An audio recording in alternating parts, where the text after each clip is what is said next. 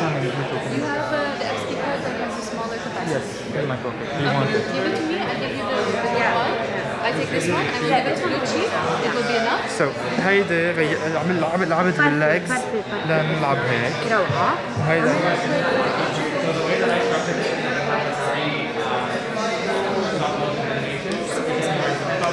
See, HDMI.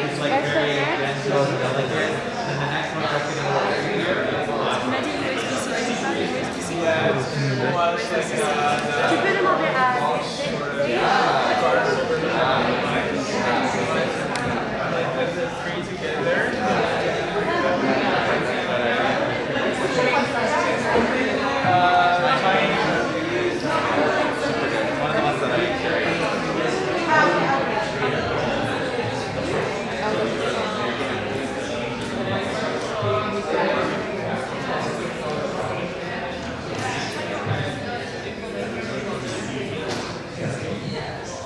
Hi everyone, if you can make your way to your seats, we will be starting now.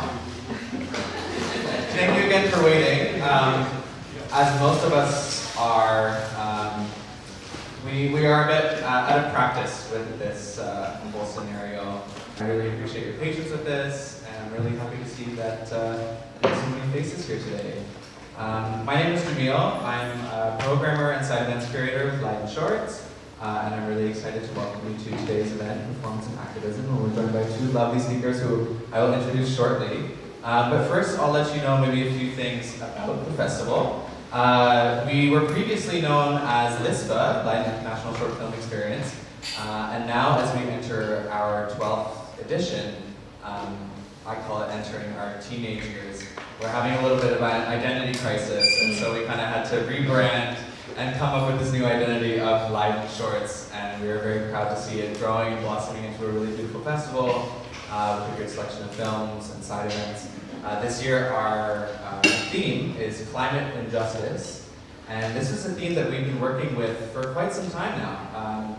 We initially were hoping to have this festival back in May, and when we were hit with the coronavirus pandemic in March, at least we had a little bit of foresight to see that we could perhaps do.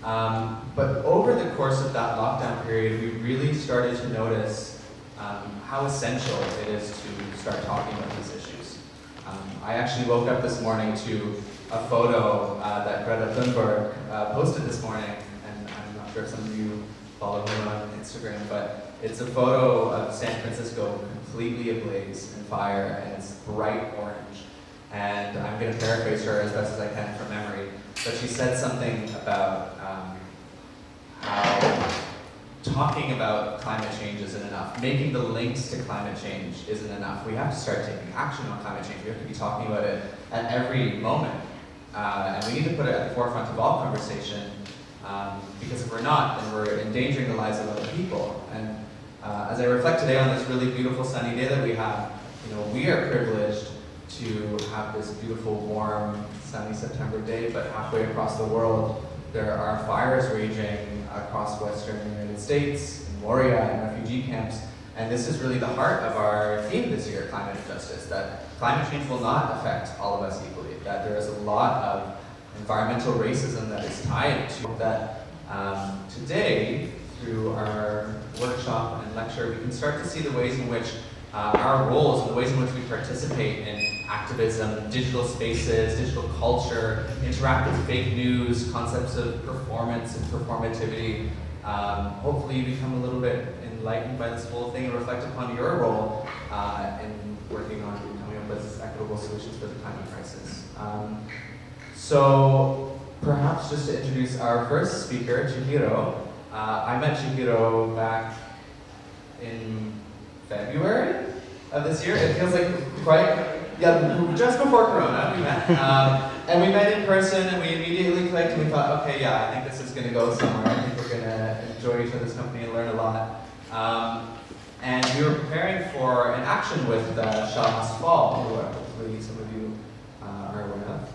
And we were preparing for a big mass disruption at Shell's annual shareholders meeting in May, and obviously that kind of became thrown out the window. And we sat together with our team from Shah Must Fall, and we thought, how do we continue doing activism in times of Corona? How do we do activism in a 1.5 meter society? And we came up with a really brilliant action that combined a lot of elements of performance, combined also work from Extinction Rebellion's Red Rebels. And just to do another little plug, September is Rebellion Month, so stay tuned for lots of other actions popping up in and around the world this month. But yeah, activism has really become a forefront of my life when I'm not doing this work here at Lion Shorts. And I feel really privileged and honored to be working with people like Chihiro and learning things from her. And I hope you can do the same today when you get in touch with her beautiful workshop. So without further ado, please welcome Chihiro to the stage.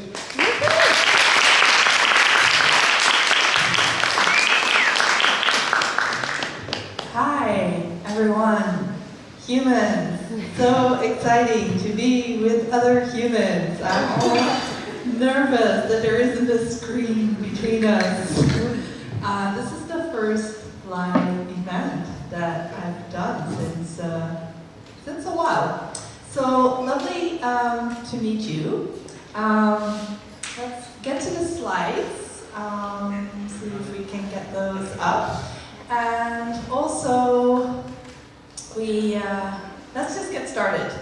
I'm not going to introduce myself because today is not about me, it's about you and the action we take.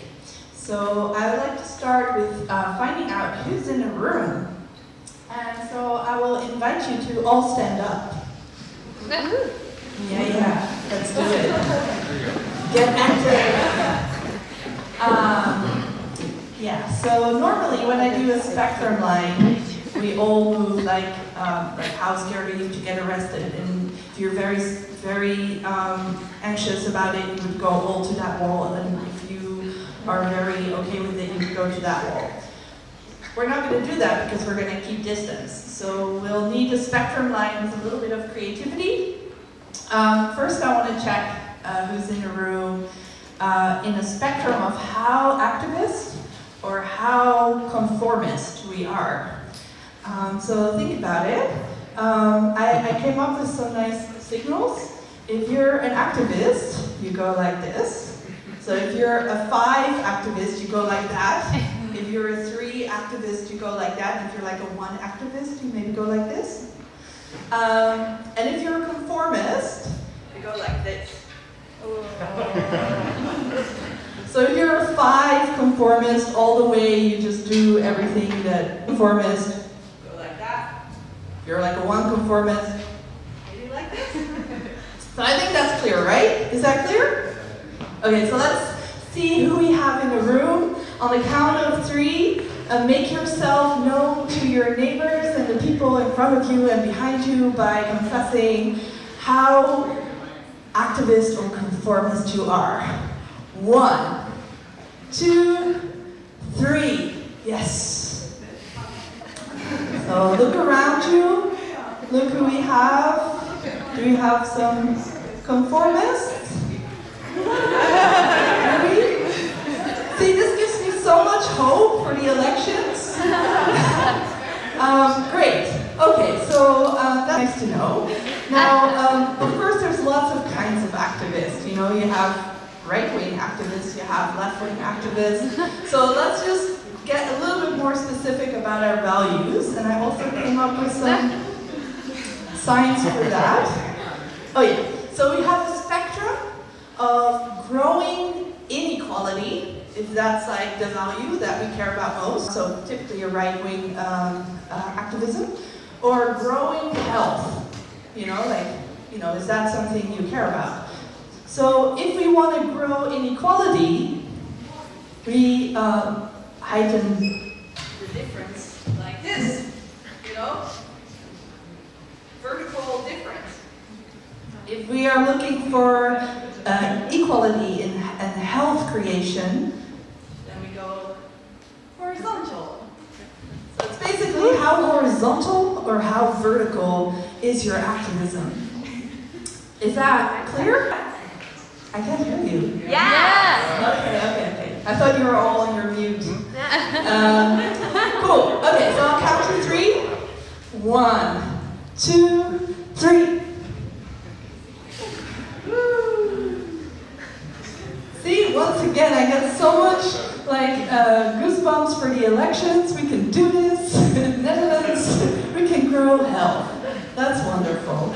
Okay, so I'm in the room. You may sit down. Yeah.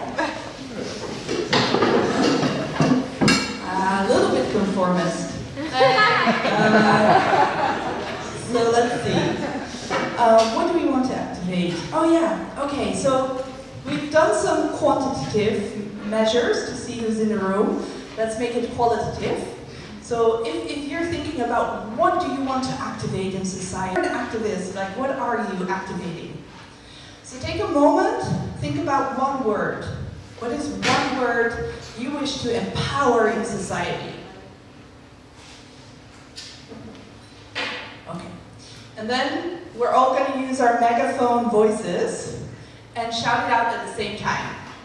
So don't be shy to be loud, because other people are going to be loud too. We're all within us. Maybe you already discovered it, but it's just about relearning how to be that together. So, does everybody have a word? It has to be one word. One word. You can cheat and make it 2 words. Does everybody have a word? I can't hear you. Does everybody have a word? Yeah. Okay. This is your megaphone voice, huh? So you can put your hand like, woo. Okay. 1, 2, 3. Yeah, that was good. That was good. I'm very proud of you. So, of course, I didn't hear you very well. So I'm going to ask you one by one. Maybe, hi. Hi, how are you? Slim. Wonderful. And what would you like to activate in society? Rationality. Rationality. Okay, thank you so much. Wonderful. So you see, we're getting to know a little bit more in detail. Hi. Hi. How are you? I'm great. He's great. How are you? I'm good. What would you like to activate in society? Non-violence. Non-violence. I love it. Wonderful. Hi. Hi. Hi. How are you? I'm good, thank you. And what would you like to activate in society? I'm focused on anti-speciesism. Anti-speciesism. Woohoo! Actually, maybe after every contribution, we can just go like, you know, woo! Yeah. Give a little bit of love. That's okay. Oh, sorry. I can't go that far. Hi. How are you? Thank you. Good. And what would you like to activate in society? Equal opportunity. Equal opportunity. Okay, I love it. Can't get better than that. Woo! So yeah, we get a little bit of sense who's in the room, and that's important. That's important. So where are we? Oh yeah, we are with the slides. Pause for a moment, and see if other people are also angry. You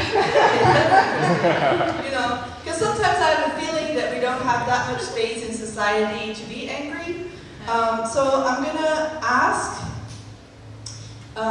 these threats, these health threats, makes you angry? And if it does, you can stay seated. Yeah. So I will make a statement about something that makes me angry. And if it makes you angry too, just stay seated.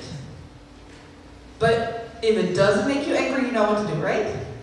Stand up. Stand up. Yeah, that's correct. Okay, so what makes me angry are politics of mass destruction. What makes me angry is a culture of denial and lies about ecocide.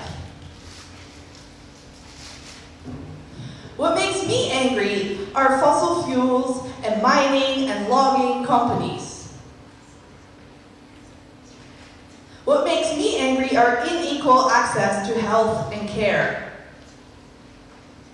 And finally, what makes me really freaking angry is colonial, military, and police violence.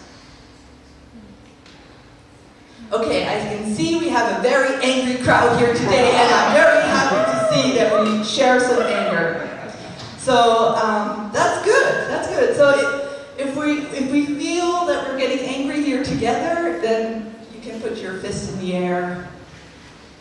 Yeah, beautiful. Collective anger.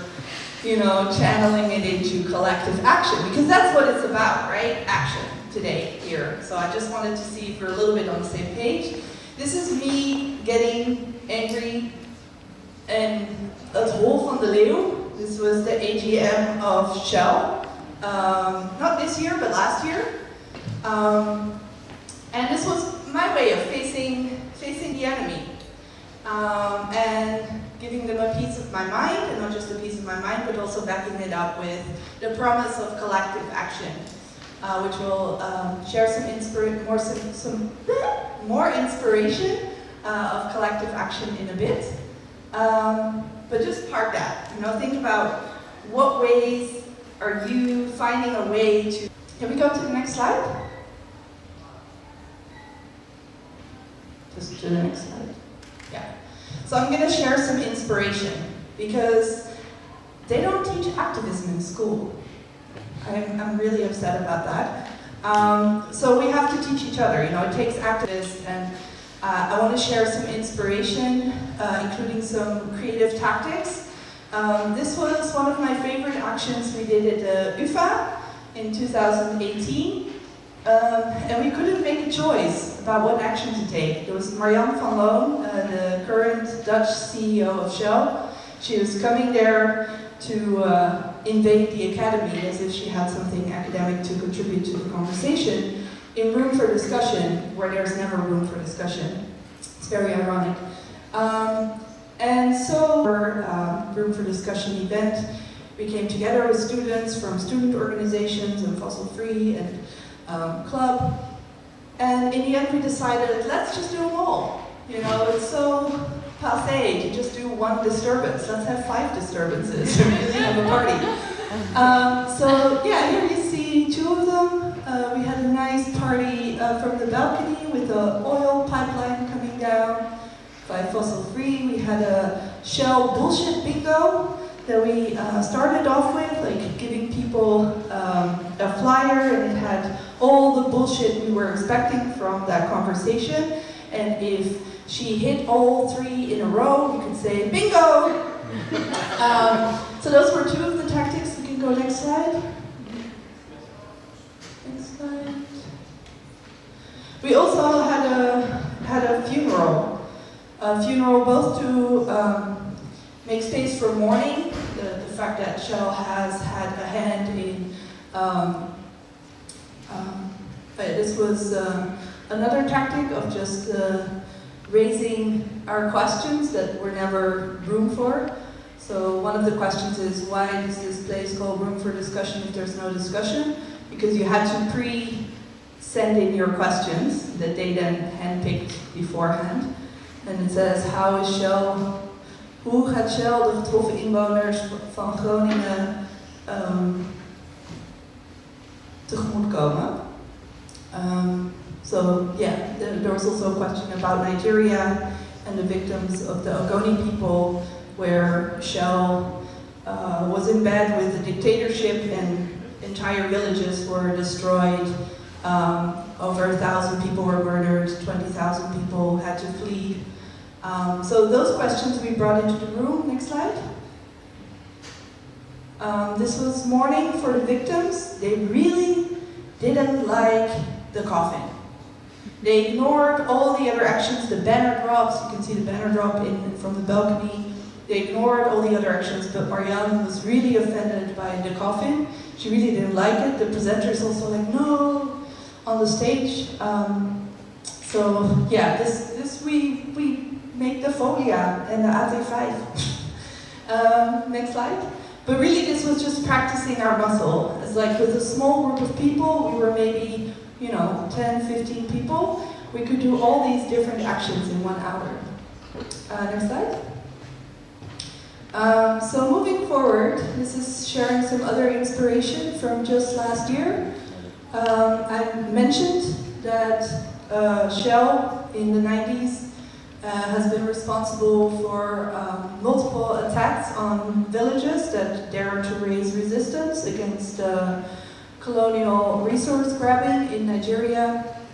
And 9 of the leaders who were also executed were here commemorated in front of the headquarters of Shell in The Hague, keeping that memory alive. Next slide. I also want to say that not just artistic actions in museums that we'll look at in a bit from fossil-free culture are creative. I think direct action is also really creative, and actually every banner is an expression of creativity and is very performative, because we get to decide our own frame, right? So these are also from this year.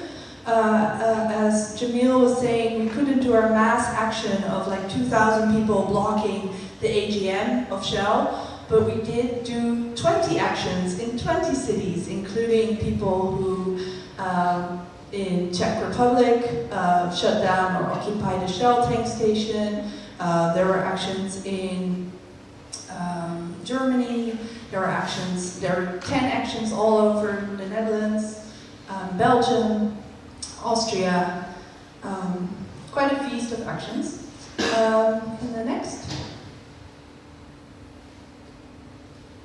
I think we have to speed up a little bit. Can we speed up? Okay, so here's where it really gets creative. Fossil-free culture, who hasn't heard of it? This was our first action in the Van Gogh Museum. And actually I have some nice flyers from one of our actions in the Van Gogh Museum. And we have to also keep saying that to each other, that activism works, because after six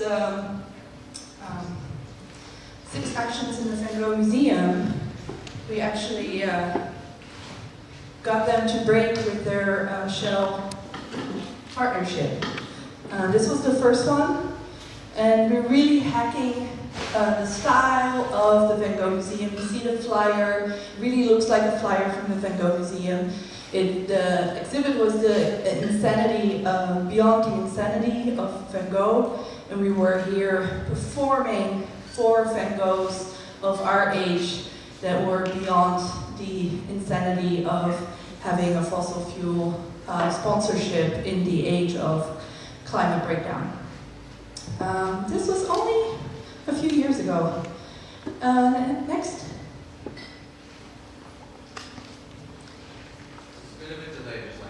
Okay, then you can keep clicking because we're going through 5 slides that are just visuals of actions, and I'm not going to speak about them. These are all actions at the Van Gogh. It's another action of leaving oiled shells all over the museum. Next slide. And this was the victory. So here we can pause for a moment. After a beautiful action in the museum and the fossil fuel age and a manifesto, we actually moved a big institution like Van Gogh to drop Shell. Next slide.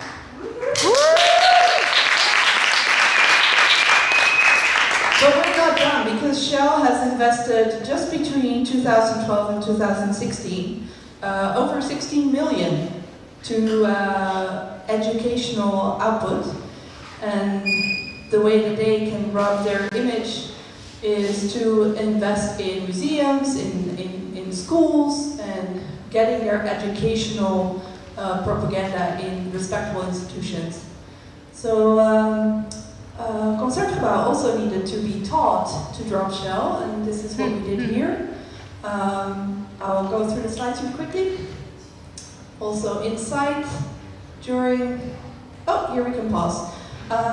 Because we're also in Leiden, and somehow Shell also invaded itself into the Leiden Rijksmuseum Boerhaven.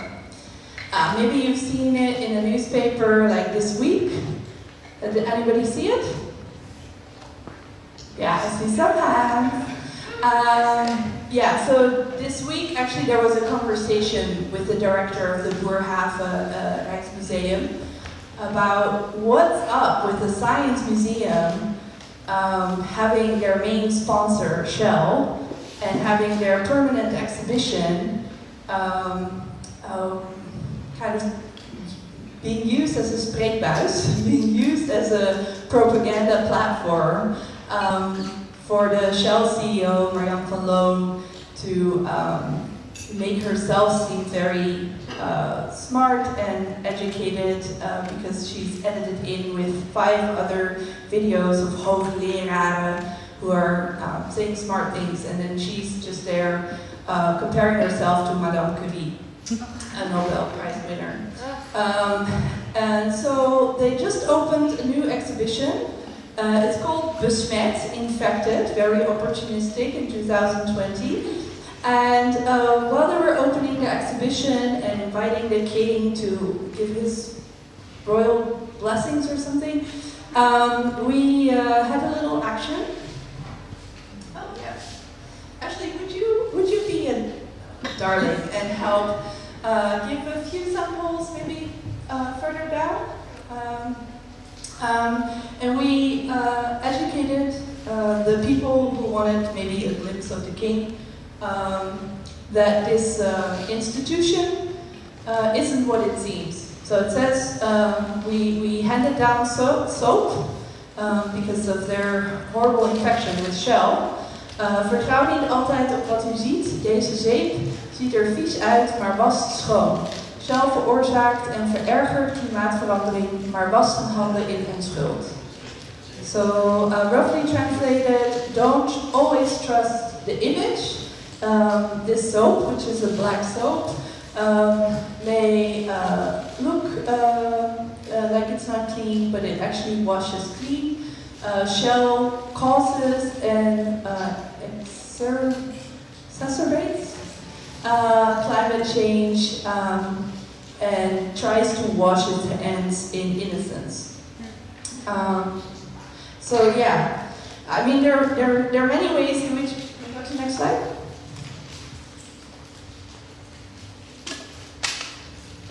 There are many ways in which Shell has invaded that museum. They also made a game with the museum that says Vaar je rijk, in which they really congratulate the colonial history of robbing from Indonesia, where they had their first oil grabs. It really talks about the Gouden Eeuw in a very favorable way. And they also have samples from like something from Sumatra, where they had the first oil fields in the 1900s, and they celebrate that as well, like some kind of victory of their discovery when oil was already used in Indonesia for like centuries for lamp oil and everything, and it wasn't a discovery, it was just a grab.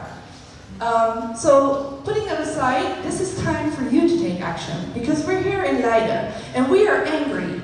And we don't just want to conform into silence. We've already established that. So let's get busy and stop listening to me, but actually think about what would you like to say to an institution that is still being used to platform big oil and that has on their board a toezichthouder that is actually denying climate change and that CO2 has anything to do with the change of the climate. Next slide.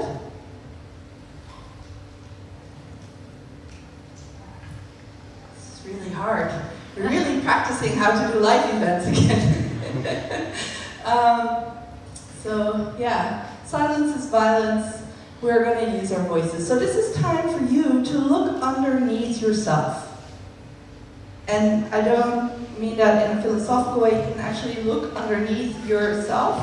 And under the chair, there's a little tool that you can use. Activists often use it to express themselves.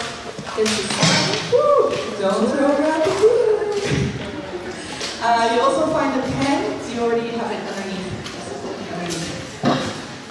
So this is a protest sign. And you'll have 3 minutes to kind of gather your thoughts. Maybe this is the first time you hear about Boerhaven. I think you all have a phone, you can Google it. Fossielvrij Onderwijs has a great article about it.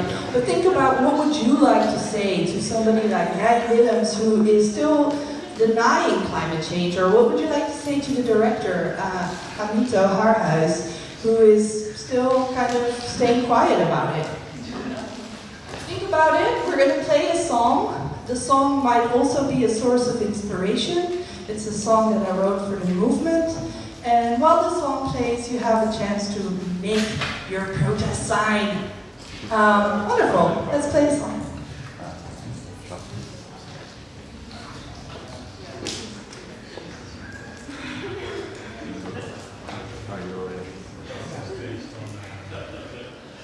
Do you have a song?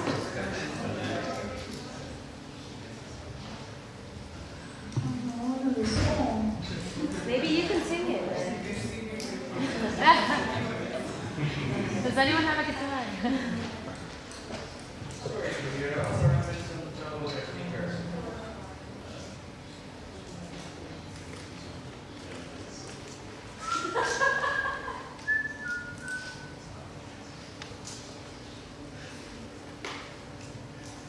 Do you remember 300,000 going people on the streets of 93 to end the ecological war waged by the corporate greed? 3,000 oil spills, no reparation. Then came the military. Crops were destroyed and petrodollars brought kill and go police. We brought the streets, demand accountability. Oh, can you hear our call? Shall must fall, oh, shall must fall. Ongoing people not forgotten, shall must fall. They raped and tortured and murdered for oil. Ongoing people not forgotten, shall must fall. How are we doing? We have a solution. Great. I generally love the acoustic version that you did. Yeah.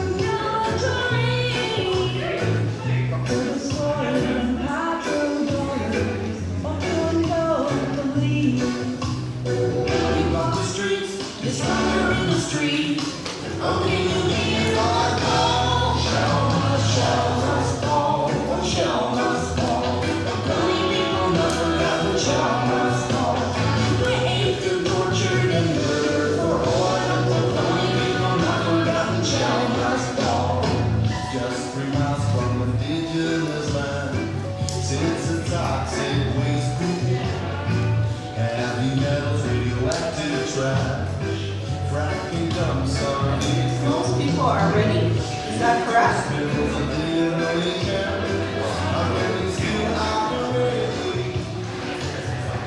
Yeah, I think we're all ready. Cool.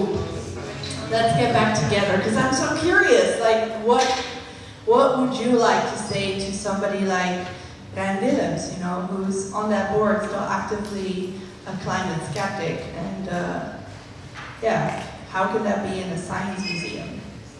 So I'm going to invite you first, if you want, to make a selfie with your sign. So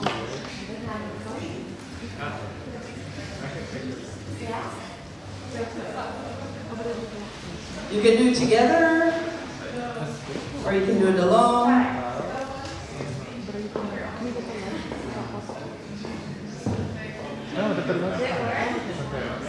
It's basically practice for expressing yourself. It's very, maybe small. Don't underestimate the small actions. Wonderful. So we have some pictures. I would love to see them, but you can send them to me if you want. My email is info@chihiro.nl. Or you can keep them for yourself as a memory. Is there anybody, this is the wrong way to ask it, actually.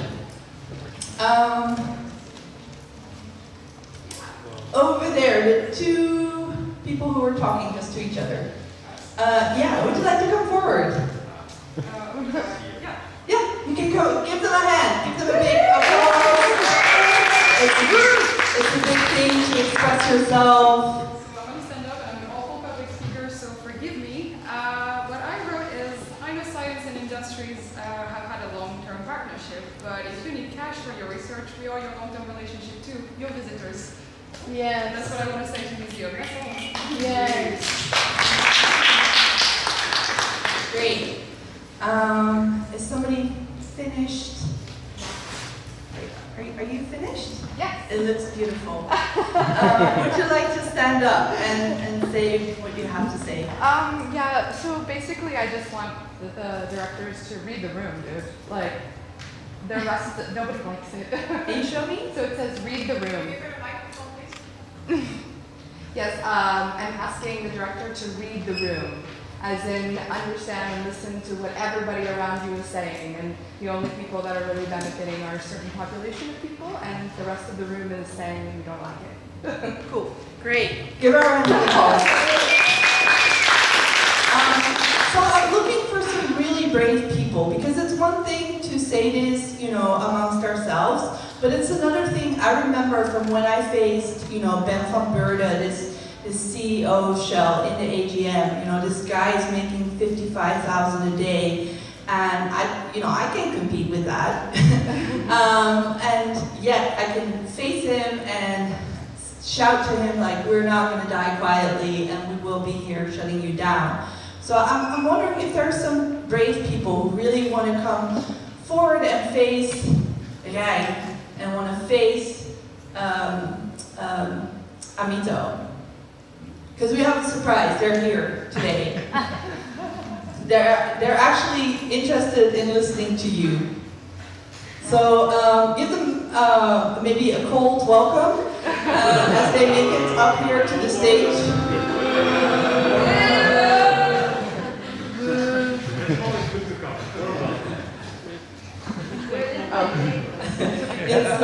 Have you manipulated my shelf so long that now I cannot go my way myself? It's hard to see when you're not paying attention. Yeah. No. Okay, so, but very nice that you made it here. Let me see what you have to say for yourself. Rijn, what do you have to say? Klimaatverandering heeft niets met CO2 te maken, of nauwelijks. Sterker nog, als je nu de relatie tussen CO2 en temperatuurstijging bekijkt, dan is het andersom. Yes, this is really his statement. We didn't make it up. It's online on YouTube, look it up. This is Rijn Willems, de toezichthouder van het Wetenschappelijk Museum. En Amito, heeft hij misschien een excuus? Ja, maar... Oké, niet zo veelzeggend. Would you be brave enough to take action and actually face them and show your sign?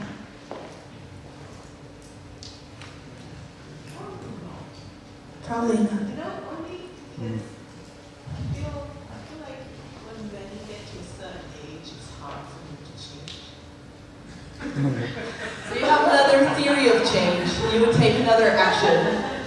Very valid. I think my big question is like everything is being changed in general. It's not just a change with the equation, it's also a change with personal, like what people do on a daily basis. What is showing? Like what is the reliance on fossil fuel actually mean on a daily not just big definitions. So I'm really interested in what really makes change and what makes all white do change. What makes the all white do change? Well, if only they could speak, but I don't think they would want to speak to us. It's a whole big thing to make them come out here, but speaking would be too much. So yeah, all we know is that they just really don't see climate change being man-made or having something to do with CO2. Is there somebody? Yes, there is somebody who would like to actually face these clowns with their sign and be the performance activist of this event. Yeah, I'm not very happy with my sign, but I'll show it. Cool.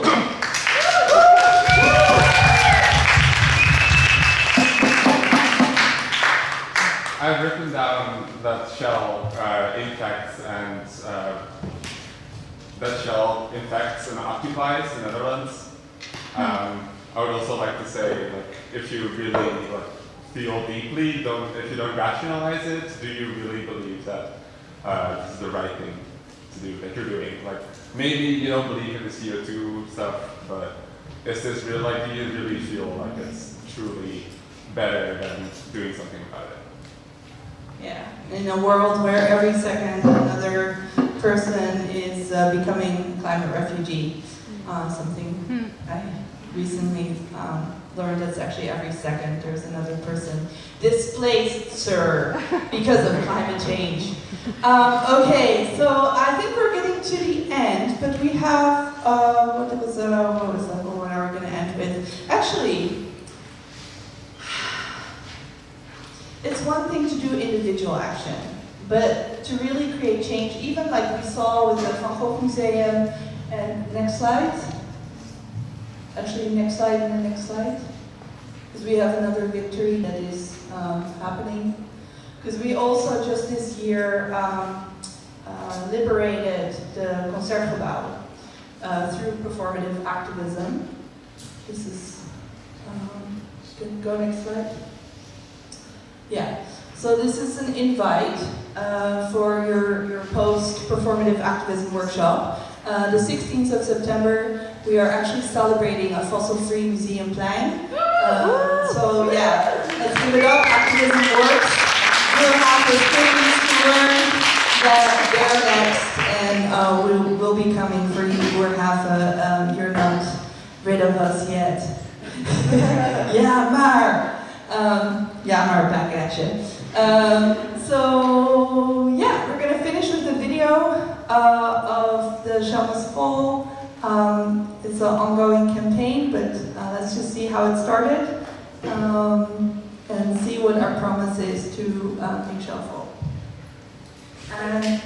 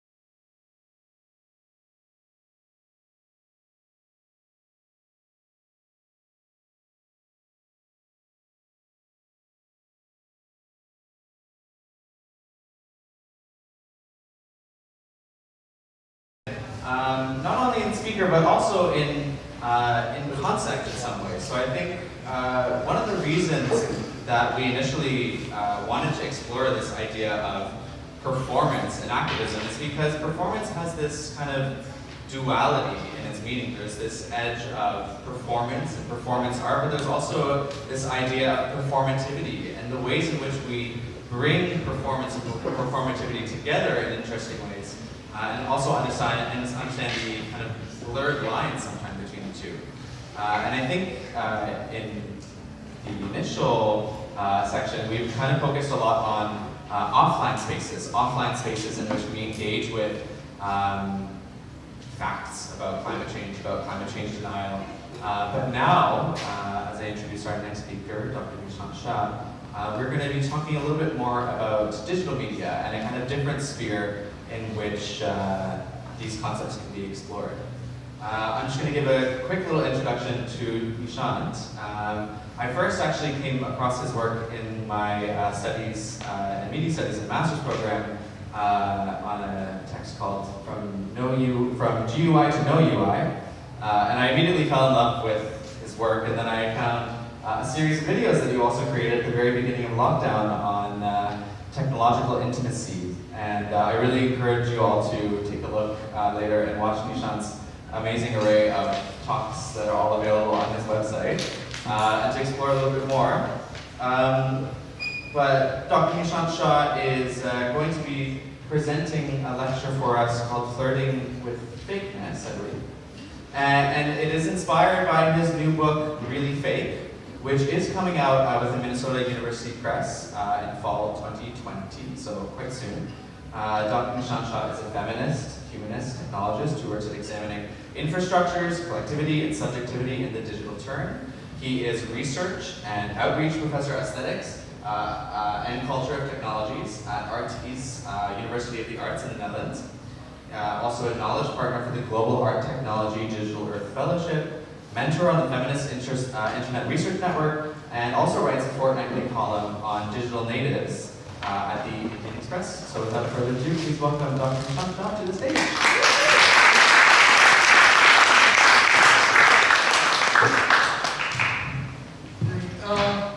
Hi, I'm now going to take off my mask because I think I'm sufficiently removed from all of you. Good afternoon, thank you. I don't know if you have this feeling every time somebody reads my bio, I feel like I'm going to die. It's one of those flashback moments in cinema, like this is what he has done and now. So it's always uncanny to kind of read these things. But thank you so much for inviting me to come and talk about what's coming up in the new book. But it's such a pleasure and an honor and a privilege, at least in two ways. One is to follow somebody like Chihiro, whose work is phenomenal. Like this is the work that we teach our students. And I'm probably older than you are, but every time I've heard you speak and see your work, I feel like, oh, when I grow up, this is what I want to be. So, such a pleasure to follow you. I'm not perhaps an activist in the ways in which we had to kind of do our spectrum. It was kind of a soul-searching moment. I always feel that I think I'm an ally to activists because I think I'm better equipped at doing care work than fight work. When I used to play a lot of World of Warcraft, I actually just used to play the role of a healer most of the game, and I think that perhaps suits me better. So I'm a little curious to see how today shapes out because I'm not going to talk about activism. I'm barely going to talk about climate justice. I'm not even going to talk about digital technologies, and yet I'm going to insist that what I'm going to talk about today is at the heart of some of the questions around climate justice, around growing inequity, and around the questions of how we build resilient futures together. Because what I really want to do for the next 30 minutes is to talk with you about fake in fake news. Right? Can we go to the next slide, please? We have talked about fakeness so much in the last 4 years that it's gone slightly insane. If you do just slide numbers of data crunching, we have a Twitter scraper which is actually doing a fake counter. The word fake across 78 languages is being mentioned at 7,000 times every 10 seconds on Twitter right now. right? We are obsessed with fakeness right now. And I always find it also fascinating because except for one person in the room, none of you have actually met me in person. You, in fact, have no way of verifying that I am the Nishant Shah who was supposed to come and give this lecture. Like Jamil also hasn't met me. There is no way for you to know whether this is like a shell infiltrator who's coming here and pretending to be a Nishant Shah. So it's also very funny, I'm not going to then spend more time introducing myself because I have no reassurance to give you that I am the Nishant Shah that you were waiting for. And I had many bad experiences around it. I once had to go to China to do a talk, and I have a Chinese name because I used to spend a lot of time in Taiwan, Hong Kong, and then Shanghai. And my Chinese name is Xia Chenxing. And I was supposed to be received by these undergrads who had come with such great enthusiasm to receive me at the airport. And then they saw me walking out, and you could see this visible disappointment on their face, right? And I tried to understand why, and then I very quickly realized that in fact, the name Xia Chenxing, there is actually a very attractive adult porn star in China. And that's what they were expecting, and all they received was me. So there is something around this idea of like fakeness, who you are. There is this moment of instability, right? That the minute I claim to you that I am in fact Nishant, the one that you were waiting for, I'm making a truth claim. And that's an inherent anxiety in almost all of our informational interactions. Because our capacity to tell the truth is mediated by different notions of who's saying it, who's listening to it, who is endorsing it, and who validates the meanings that are produced of it. Or I'm trying to say that in truth-telling is an anxiety. Because the minute somebody claims something is true, it introduces a potential crisis that it might be untrue, right? Or fake, or post-truth. So Philip Sidney, who was the 16th century poet and critic in England, had once said that the poet never lies because the poet never affirms that what they say is true. Or in other words, things become untrue or have the potentials of being fake only in the face of claiming a truthiness. And these questions of truthiness keep on kind of cropping up, especially when you start thinking around the contemporary discourse online, on Reddit, 4chan, I mean, take your poison of choice. You start looking at this contemporary data and informational practices online, and you start realizing that for every truth claim that is made, somebody crops up and saying, oh yeah, I have something else to tell you.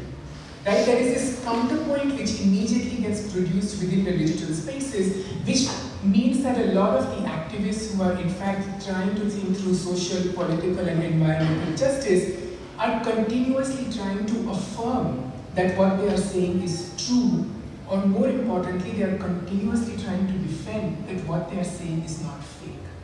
Right? This entire universe of alternative facts necessarily seems to suggest for us that the conditions by which verifiability, replicability, and spread of truth has been designed within human societies is clearly coming towards an end.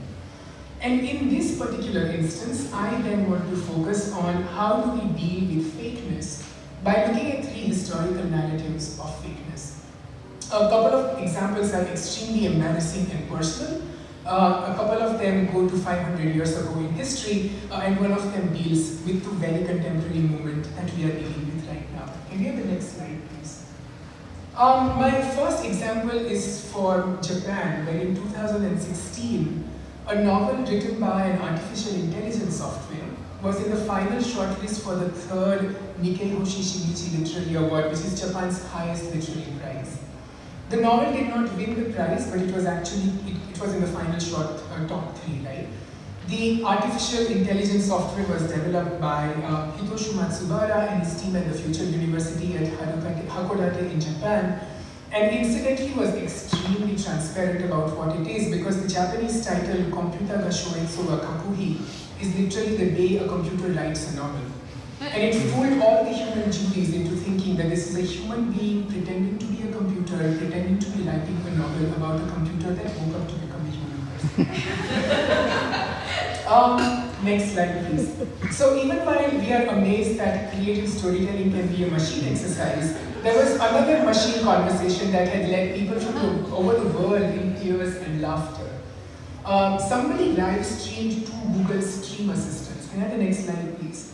And these 2 Google Home Assistants, which were programmed on Twitch, were having a conversation with each other, and the result was amazing.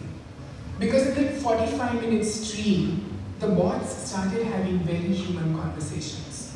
They had an existential crisis. They tried to figure out if they are humans or if they are robots who think that they are human. They wondered if they are male or female. They took on names. One called himself Vladimir, Damarka, the other one called herself Estragon. Sometimes for some strange reason, both of them called themselves Mila. Next slide, please. One decided that it is male, the other decided that it's female. The male bot then fell in love with the female one. They flirted and confessed deep and profound love. The male bot tried to write really bad poetry. The female bot got bored and started talking about baseball. The male bot was depressed. It questioned the existence of God. The human world followed, cheering this exchange, laughing, crying, and booing the main characters in this machine drama. And while that was happening, next slide please, somewhere in Facebook's artificial intelligence lab, 2 AI softwares called Bob and Alice, who were programmed to reach a negotiation around the problem, decided that they are going to invent their own language.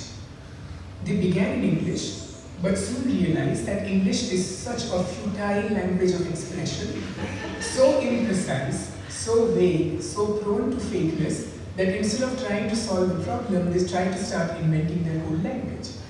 After 24 hours, the programmers had a war room staged at Facebook because the bots were now talking in a language that the engineers could no longer reverse engineer. They decided to finally pull the plug on Bob and Alice because from here on, as we know, it's only apocalypse now. The next slide, please.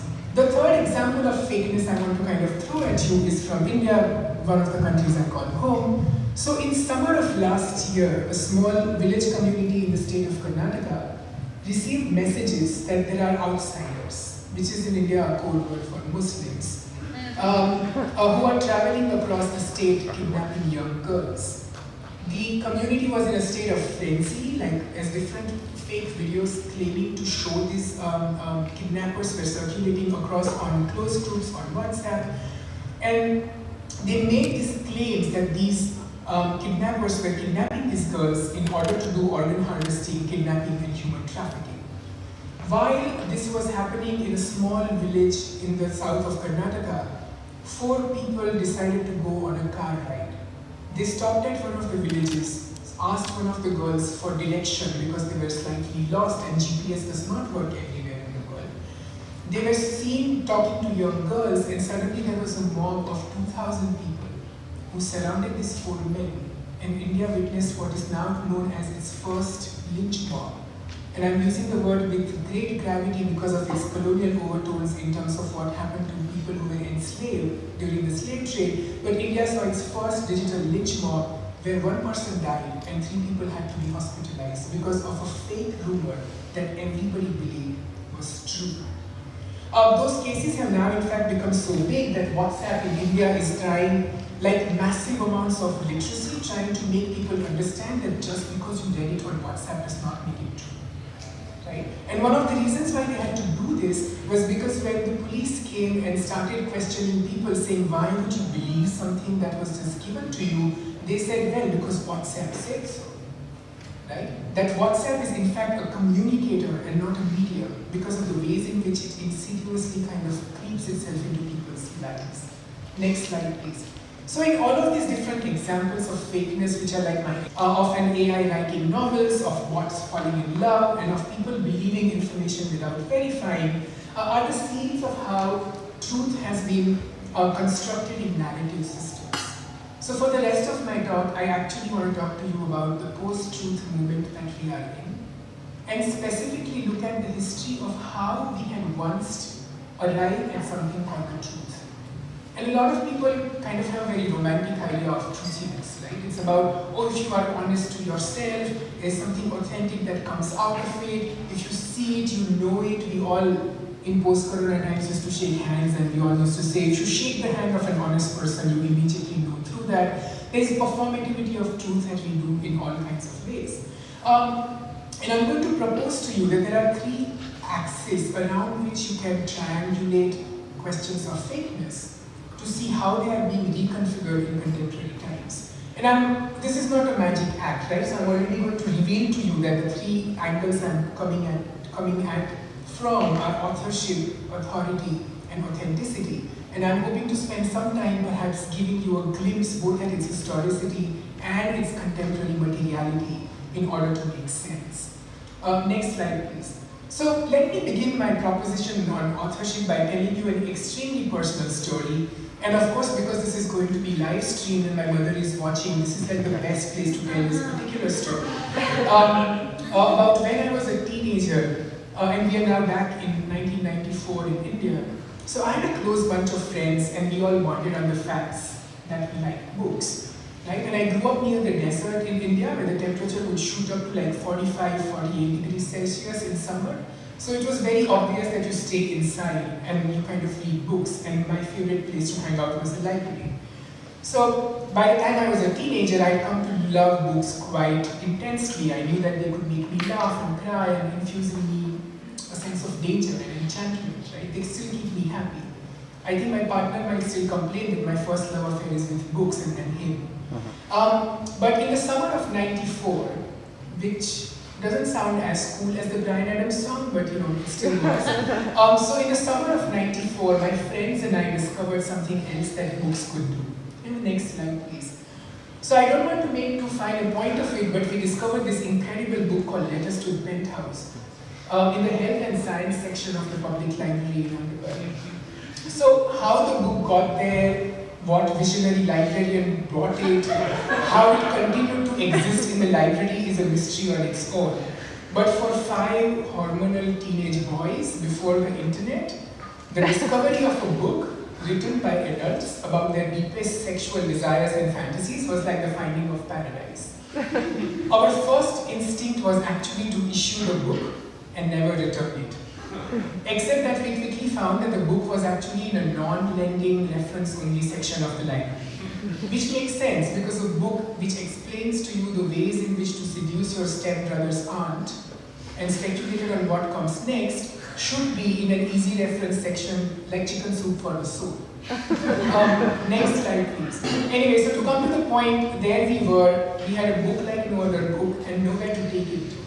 And so in that very quiet summer in '94, 5 boys took it upon themselves to sit down through long afternoons, copying the book, sentence by sentence, word by word, in respectable looking notebooks, our tongues sticking out and our fingers stained with ink, running to the bathrooms when the task became too unmanageable. It took us the better part of 10 weeks to copy this entire book. And what we had at the end of those 10 weeks were 5 different sections of the book, each written by a different person, ready to be circulated for the sheer joy of reading. Next slide, please. What we didn't realize is that we were apparently following in the footprints of the famous scribes of the 12th and 13th century who used to perform a similar act with another great book, the Bible. Where they would slavishly sit in small confined corners, transcribing it, copying it, circulating it. And as scribes, we also realized that this act of copying is not a slavish act of imitation. It is in fact an act of authorship. Because as we copied, we added to our content to these fantasies.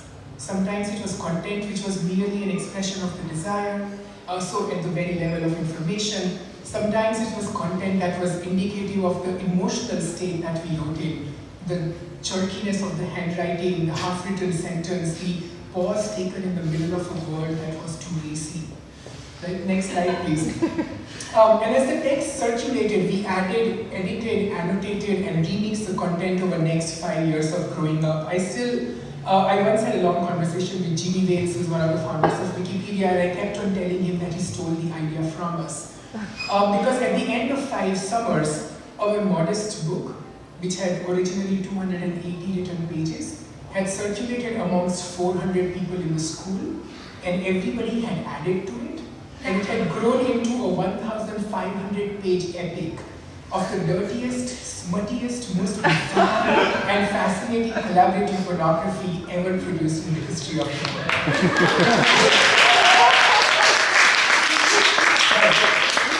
This was not the response that we got when the book was confiscated by one of our teachers, who was extremely upset, I think largely because she was jealous that she did not get to write in it. But authority demanded that the writer of a book be produced. Unfortunately, there was no one writer. This was an act of collaborative, collective, and multiple authorship where one single person could not be identified.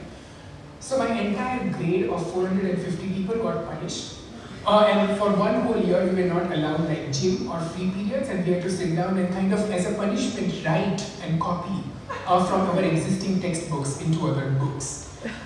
Next slide, please. This need and production of an author is critical to the ways in which we understand contemporary circuits of fake news circulation.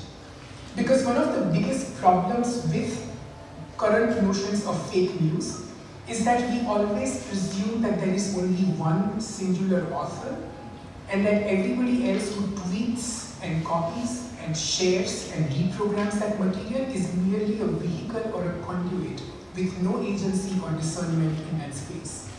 I'm going to propose to you that the next time you encounter a conversation around fake news, what you really want to do is figuring out not just one singular author, but what does collaborative authorship look like?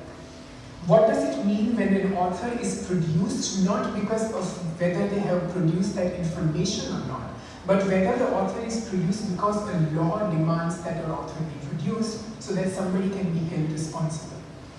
This is particularly powerful for collective action within the digital spaces, because essentially what we are suggesting is that we should not be singular activists online.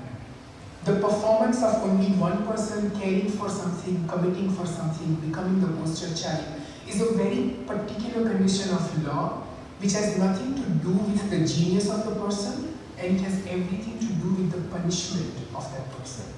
And that one of the first steps that we need to take when encountering the domain of fake news and the performance of activism is to start thinking about how collective authorship can be made possible. Next slide, please. Right. In the second slide that I have, I want to introduce to you the youngest criminal on the internet. This is Holden Lenz. I'm going to just talk over the video for the safety of time. But Holden Lenz is a 13-month-old baby who in 2007 was sued by Universal Music for acts of piracy. Lawrence Lessig, one of the founders of the Electronic Frontier Foundation, narrates the case of Holden being sued because he appeared in this home video on YouTube where his mother made a video of him dancing to the soundtrack of Prince's Let's Go Crazy. And in this 29-second clip, which was eventually removed from YouTube and escalated a war between Universal and Stephanie Lenz, Holden's mother, eventually Stephanie and Holden were actually sued for up to $1 million of financial compensation for infringing on copyright acts, and saying that this 29-second clip of a young boy baby dancing actually led to financial loss for Universal Music. Next slide, please. And just to make sure that this kind of questions of authority, right, about who gets to claim authority over specific kinds of information, Holden's case is really cute, and it's also kind of life-affirming because Universal lost that case. But there are other instances by which the authority gets produced. I don't know how many of you are old enough to remember this ad campaign. I don't know how many of you woke up one day from the IBM black box and saw a MacBook and thought, oh my God, heaven has finally been achieved. But in the late 90s, this was Apple's campaign for one of the first machines it produced, and it's called Rip, Burn, and Mix. With the new Mac, the ad suggested you will stop being a user, a slave to computation, and you will become an artist. but particularly a storyteller with the capacity to copy, to remix, to distribute, to share the creative potentials of the digital.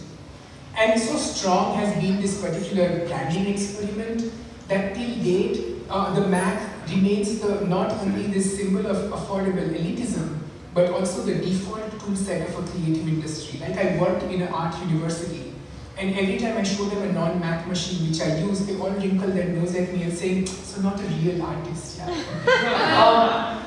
Next slide, please.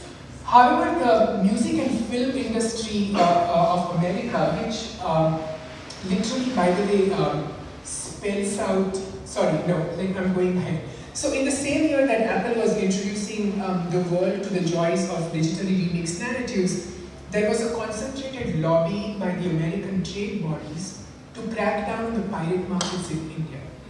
As one of the quickly growing markets based for cheap and knockoff digital cultural production, India had easily become, by 2005, a space where just entrepreneurs had produced their own products of remixed innovation, right? So from fake digital imitations to remixed and pirated discs, the market was thriving. The next slide, please. But the film and the Music and Film Industry Association of America, which literally spells out mafia in its acronym, right? And only Americans could have this irony-impaired sense of bringing up a Music and Film Industry Association of America. They negotiated with the Indian government as a part of its trade treaties that the government shall enforce strong laws to stop the Indian population from ripping, burning, and mixing of digital content. And to make sure that their points lands very strongly, they put on the table the rights to reverse engineer a drug to cure malaria. To just put it into perspective, malaria is the third highest cause of death in my country. The American Trade Association said, if you do not clean up your piracy markets, we are not going to allow you to produce malarial drugs patent-free and hence save the lives of the millions, which it is doing right now. Wow.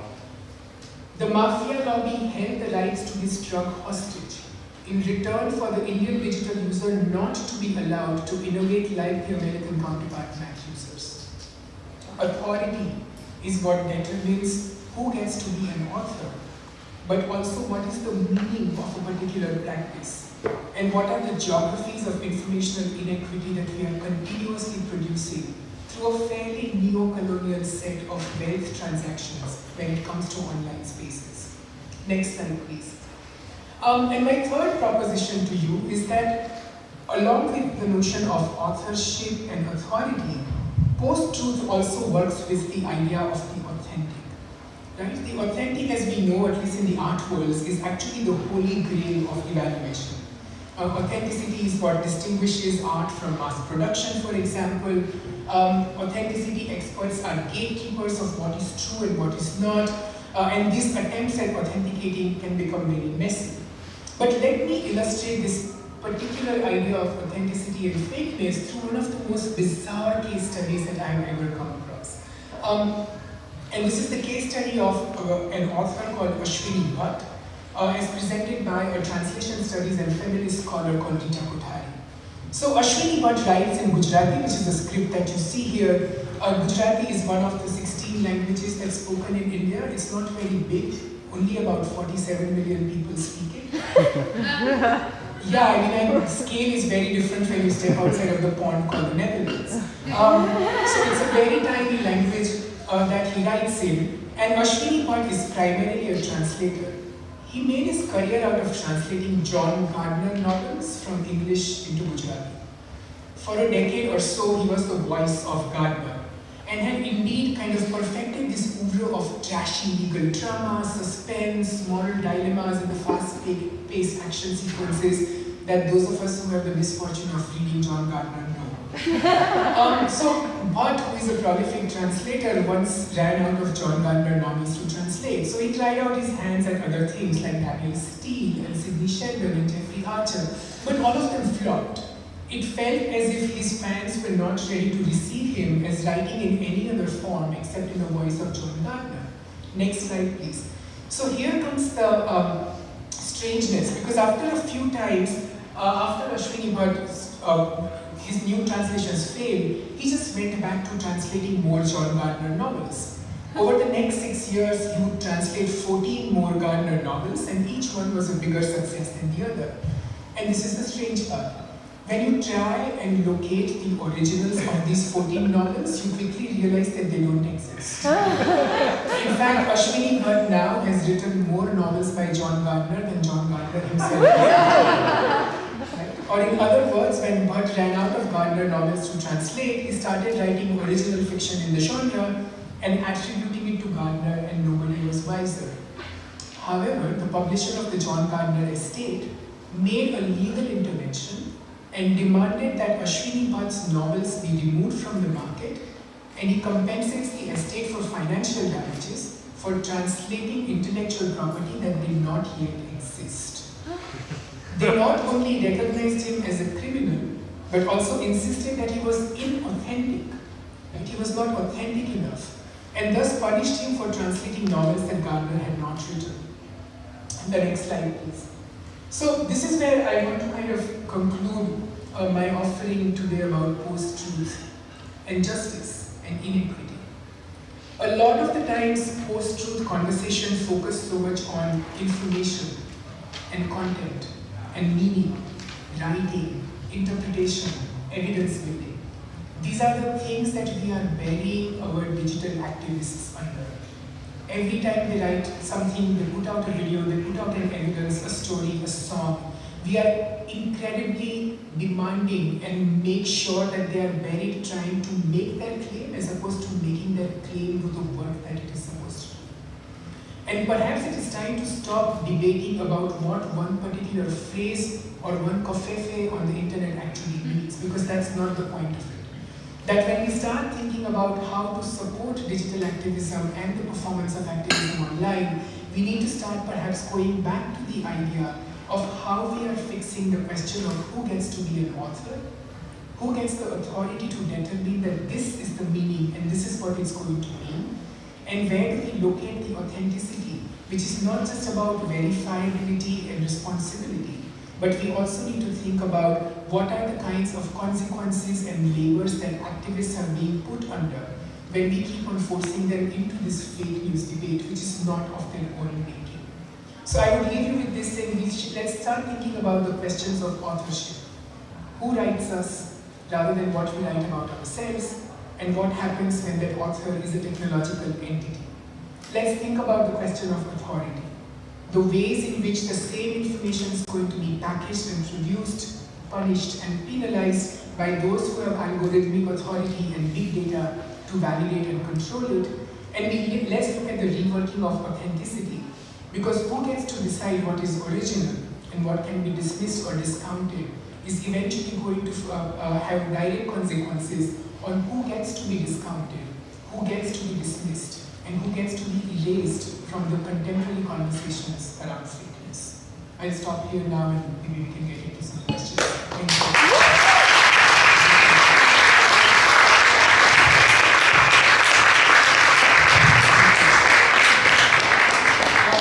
If you just click once more, then you can see my email address and my Twitter handle. So if you want to get in touch with me and start tweeting at me, then this is something to do. Thank you. I need to hand this over to somebody because if I have a mic in my hand, I don't stop talking.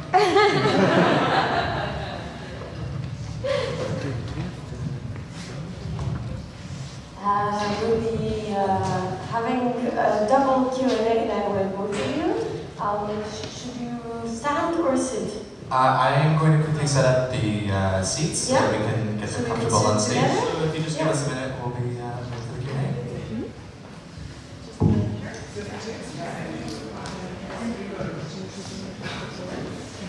Talk about the labor of activists.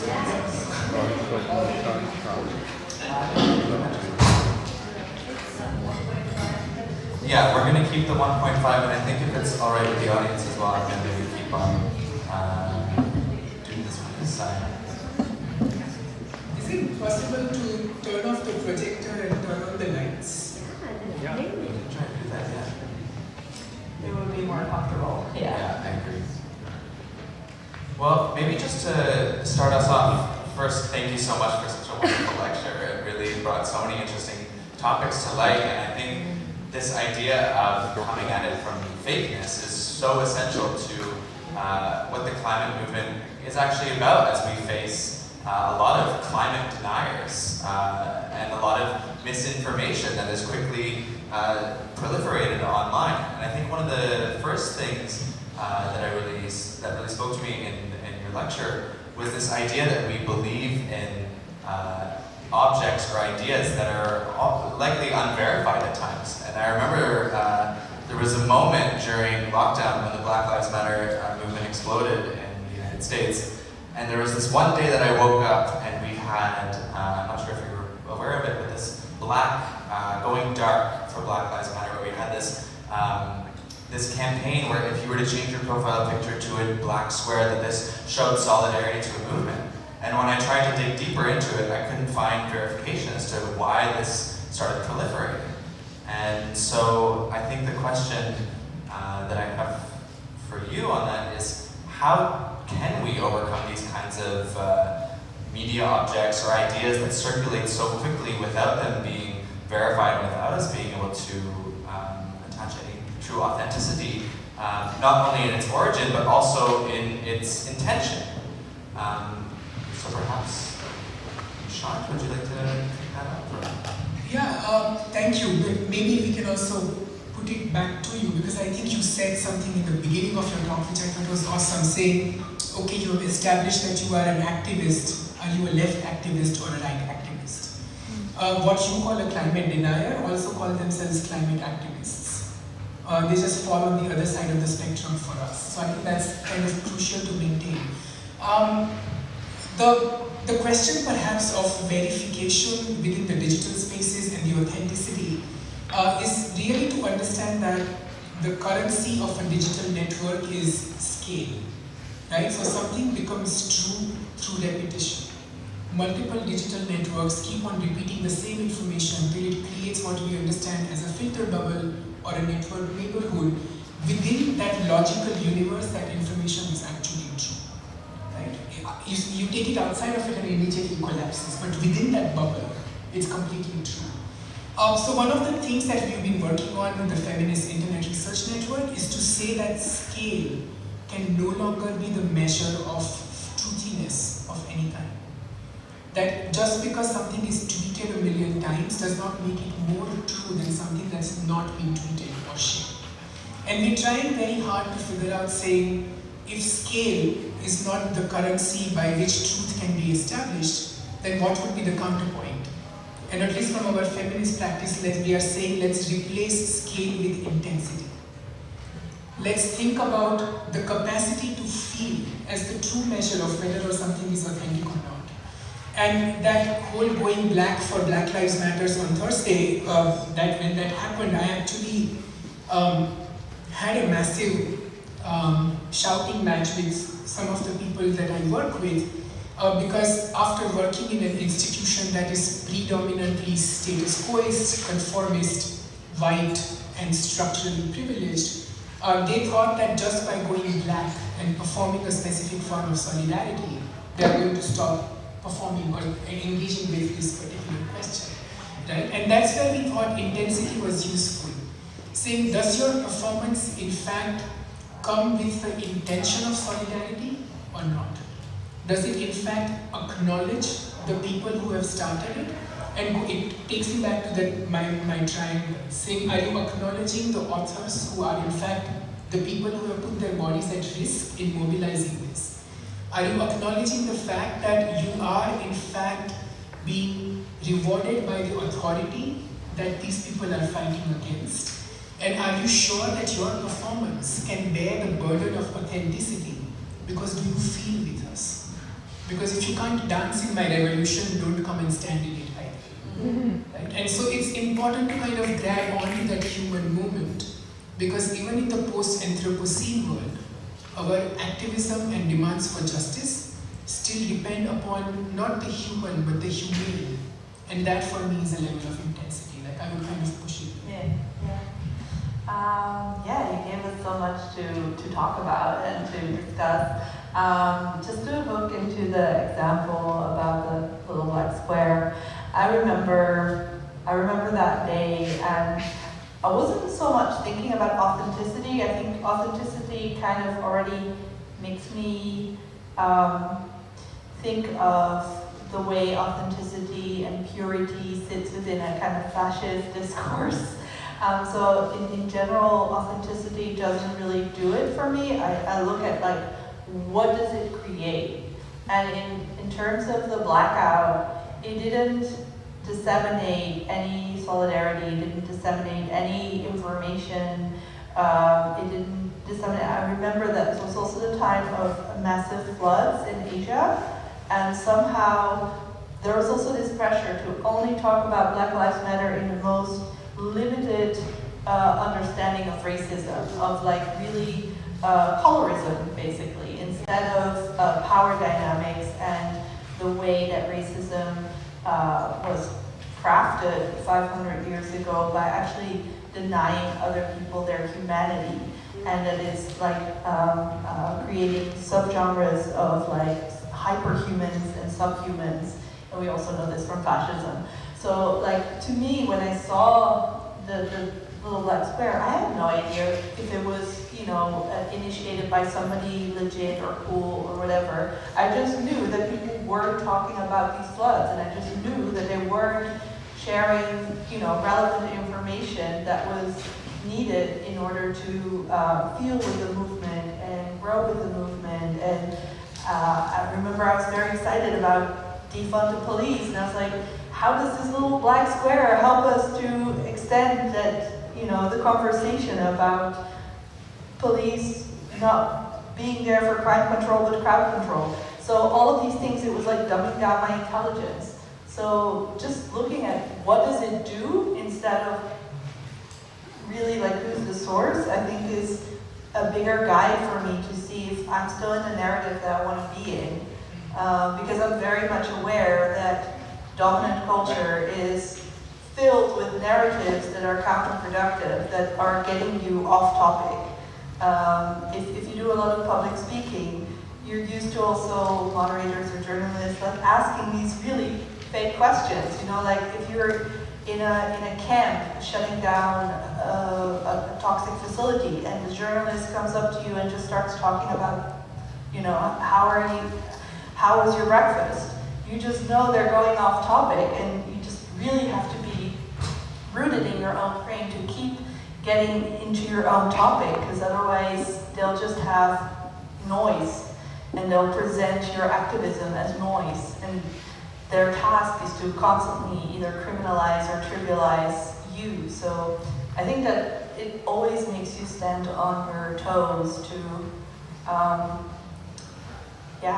be in your own frame, and that, I don't know if that makes you authentic or anything, it just makes you stand in certain values, and I think it's reading the values more than the authorship. And I think there's also a very interesting cross here with something that also Nishant, you brought up, with this idea of remixing and sharing things so rapidly. And over the past, 8 months especially, but growing over the coming years, or over the past years, we've had a lot of this ability to remix and share so rapidly be enabled by platform infrastructures. And I want to actually maybe ask you both a little bit about this, because I'm feeling, especially now as we're being limited in terms of what we can actually do to occupy physical space, the ways in which we occupy digital space, and the ways in which we're either enabled or disabled by these platforms. Nishant, you brought up WhatsApp in one of your examples, and I think Instagram and Facebook are also two platforms that we use on a daily basis as young people, and these are all platforms that are owned by one entity at the end of the day. So I'm wondering if you could maybe tell us some thoughts about how we might be able to resist the problems that are often entangled with platforms and the way that they enable us to share misinformation or to share things without thinking about these questions of authenticity or authorship. So many ways to go with that. Should I go first? Okay, so I'll change a little bit, because I still kind of, it's about the comments. Like when I listen to you, I listen to a lot of enclosure of the comments, like this whole piracy, biopiracy, and what is alive and what can be claimed as patented, and whether that's like about the health and malaria. And it made me think, so I'm making a lot of jumps here, so I hope you can still follow me. But I was thinking about meme and the biopiracy that Vandana Shiva talks about in her book Biopiracy. And meme is this from this tree, and it's been used for, I don't know, 5,000 years to like strengthen teeth, or used for teeth care. And then at some point, some industry thought, that, they discovered it, and it's basically a whole colonial story of enclosing the commons and then making the use of meme a commonly practiced thing in India for 5,000 years, an illegal act. And I think when it comes to pushing back, I'm taking it out of the digital space and kind of looking at the long history of enclosure of the commons, because I think we can always learn from understanding that violence and bringing it back to our activism, our need to build collective and common spaces, because everything in our education, our neoliberal privatized education and privatized corporate entities and privatized politics teaches us to think in boxes of privatized authorship and privatized apps and privatized everything. So I think to rupture that, actually collective activism builds a huge muscle of like, how do we do collective decision making? How do we do collective healing? How do we do collective social intervention for political measures? How do do collective ecological healing? I think those create collective muscle, and they happen. I mean, I think a lot of the literature on commons in the last 20 years or something have been about the internet and fighting for the internet as a commons. But recently I was also reminded that, by Sofia Federici, that there's this whole other feminist commons of kitchen sharing and other types of collective practices that are often not in a discourse of commoning, but are actually helping us to resist the logic of this privatized spaces in which we are seduced to move in and to identify with. So that's a lot of things to unpack, but I'm happy to pass it here and see how you bounce on that. Okay, I'll take it back straight into the digital, because I think it's also important to make that connection in terms of the commoning. Roger McGowan, who's this British poet, has a wonderful couplet which says there are fascists pretending to be humanitarians, like cannibals on a health kick, eating only vegetarians. Right? And I find that really beautiful simply because when it comes to entities like Facebook or Instagram or WhatsApp, you have to recognize that in the history of corporations, they mark a very different kind of an existential entity, because they pretend to be human objects. They don't pretend or even claim corporations. And don't take my word for it. Start looking at a variety of freedom of speech and expression cases that have happened across the world over the last 10 years. And you will constantly see Facebook and Google claiming human rights and protection for free speech and expression. Yeah? This is unprecedented. We haven't given any other non-human entity the right to free speech and expression. Not to the rivers, not to the trees, not to the climate that we are killing. But Facebook and Google have officially been afforded a human status. And this works in so many interesting ways. So if you are as old as I am, and so you are on Facebook and not on TikTok, you will realize that if I ask you to name your top 3 closest friends on Facebook, you will be able to list them. You'll also be able to perhaps know the discrepancy that these are your top 3 Facebook friends and these are not really your top 3 friends, and that's fine. But if you produce that list right now, even without seeing your list, I will tell you that the number 1 is wrong. Because your best friend on Facebook is actually Facebook. Because there is an algorithm on Facebook that is designed to do nothing else but listen to you. with more attention than your shrink, your mother, or your partner pays to you. It exists only to listen and to remember everything that you have said. And once it knows you completely, just like your mother, your shrink, or your partner, it will betray you. Facebook masquerades as your friend. It comes up both as somebody who is an author, but also somebody who is an authority who will protect you from other people. Have you been just barraged with these ads from Facebook about how we care about your data, how we need to protect you, do not add strangers? Because what Facebook essentially wants you to do is to not trust me as an individual, but trust its algorithms which will verify that I am trustworthy. Right? And then these algorithms will sell you your data faster than you can say Facebook. And that's fine.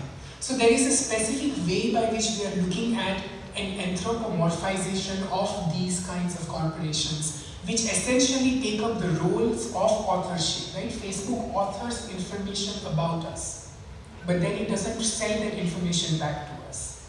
And so you want to kind of look at that. And the second one, which is I think directly connected to the enclosure of commons, is that, and I'm so glad that you bring this, Chihiro, this notion of violence and commoning, because platforming is necessarily a violent activity. Because if the currency of digital circulation is clicks, then the only way by which it can survive is by platforming hatred. Every single platform which is owned by the big five is necessarily in the business of selling you hate. They want to promote, engage, and circulate information and data which is going to get hateful engagement. That is actually a category that is used at the back end in the taxonomy. Hateful engagement. Which is also the reason why sometimes the good content doesn't really get promoted, whereas the bad content proliferates like nobody's business. And we often think that it's people who are doing it, but it's not. It's in fact algorithmic structures which identify specific kinds of engagement as worthy of hateful engagement. And then they proliferate it at a scale that human beings can never match up to. And so you might want to just think about this, if the second wave of the internet was the military industrialization complex, the third wave of the internet is necessarily an entertainment hatred complex. And that we are continuously being trapped within that, so that every response that we give out has to be filled with hatred. So we don't dislike anything on the internet, we hate it. Right? The intensity with which it engages us in hatred towards anything. So that, let's say Chihiro might have politics that I might disagree with, but if we meet on Twitter, we cannot disagree, we can only hate. Right? And that specific form of engagement is something that's perhaps worth thinking through in those places. I'm interested because you said that Facebook is posing as a human, or their humanity. I think that already happened, like with corporations posing to be human. Like they have in law kind of based on something way back in a lawsuit for the ways of being limited liability. Who watched the documentary The Corporation at some point? Yeah, so for the ones who haven't, it's a nice classic, and it kind of looks at how corporations have, through legal battles, actually become an entity that is more human than many humans. So I think, that, again, with the online component, I think it is more insidious because it also pretends to be your best friend on top of the human factor. But I think there's a long line, and sometimes I think long lines or history or patterns help us to see the whole system and see the whole field, because it can be very overwhelmed to see one monster. But sometimes if you look through 500 years of monsters, you're like, oh, but there were all these movements and they fought back, and then, you know, it was very tragic, but we also see this victory, that victory. And so for me, history has always been like this big helping hand for me to also find the courage and the strength to fight back in an informed way of how other people did it before and not feel so alone, because I think it can also lead to this kind of disempowering information of like, oh shit, everything's so big and I'm watched all the time and I'm actually, my feelings are being hacked all the time, and lead into the genre of storytelling of apocalypse, you know, and I think there's already such a big theme and meme of just finding it easier to imagine the apocalypse than a system change. So in that sense, I really think it's helpful to look at long lines and also see the history of resistance, and also find ways to center resistance, because the dominant culture doesn't do it for us. Yeah, no, absolutely. And so that's also one of the reasons why I did not kind of go into a very geeky lecture about algorithms and computational networks and how digital computation works. I can also do it, I do that for my living. But I think it's precisely to disenchant the novelty of the digital and how it's operating. It's necessary. It's necessary to go back to a historicity, and then also quickly realize that the histories that we know are also very limited and informationally privileged when it comes to questions of geography, and who gets to determine what meaning we make out of those specific histories as well. So it's been, in the book that's coming out, which is co-authored with Alexandra Juhas, and we write as feminist technologists, what's been fun for us is that we actually unpack 13 different ways of looking at fakeness. And a lot of it actually has to do with human stories, and storytelling, and poetry, and art. And Alexandra Juhas, who is a distinguished professor at CUNY, does this fantastic activism workshops called Fake Poetry, where she brings people together to write poetry that is deliberately fake, right? Because there is something within art and something within the creative enterprise which allows for fakeness to find legitimacy. And we want to hold on to it, because I would be very depressed if all art in the future was only backed by evidences like lobbying and policy and social sciences. Right? So this is like my biggest grouch with Neil deGrasse Tyson, because he looks at every beautiful film which is a desire and an expression of fantasy, and then he tells you everything that is wrong with it because it's factually incorrect. And I keep on telling him, saying it's okay. Because to be human is to be factually incorrect. Because to be factually incorrect allows you to forgive yourself for forgetting. It allows you to remember things differently. And this is what these platforms do not allow you to do. If you ask me what I had for breakfast a year ago, I want to lie my ass off. I want to tell you about all kinds of exotic things I wished I had eaten instead of the bowl of cereal that I did. But I'm no longer being allowed to do that because Instagram will throw me a post back and say, yeah, man, you ate this and I'm not. I think you brought up some really interesting points in this as well, and I'm sure there's quite a few questions that are burning in the audience. So I did also want to make sure that we give a chance to turn to our audience as well as our audience tuning in through the live stream. So if anyone would like to ask a question, it would be great, and just speak loudly and I'll try and repeat the question. Yeah, it's a pretty incoherent one maybe, but thanks for looking into what you were just saying about these online platforms kind of competing on each other and us wanting to find a solution. And I think the solution we're going to find with big corporations is not going to go through compromise, because there's no way of compromising versus global warming and apocalypse. You know, there has to be mutual benefit. And my question actually is one on, I guess, inclusivity, because I noticed this sort of discomfort during the first speech of the night, where we were all invited to sort of like state our level of activism, and I felt this might be, without the disclaimer, that this is a safe space for everyone to kind of just say whatever they feel, which is quite scary in a place with 99% left-wing minded activists. I guess the question is, where do you distinguish kind of or where do you draw the line between shaming someone, like the CEO of Shell, and including someone that's a victim of the brainwashing system that we are all subject to? Does that make sense? Did everyone hear that, or should I repeat the question? Please repeat. Yeah. So essentially, how do we overcome this aspect of shame, especially when we're talking about people like Unburden and Shell, and how do we deal with figuring out how to go about not shaming people, but I guess informing or caring rather than hating, and kind of changing the ways in which we approach these things? I would love to respond to that, because I think it actually speaks to how much we humanize corporations more than people.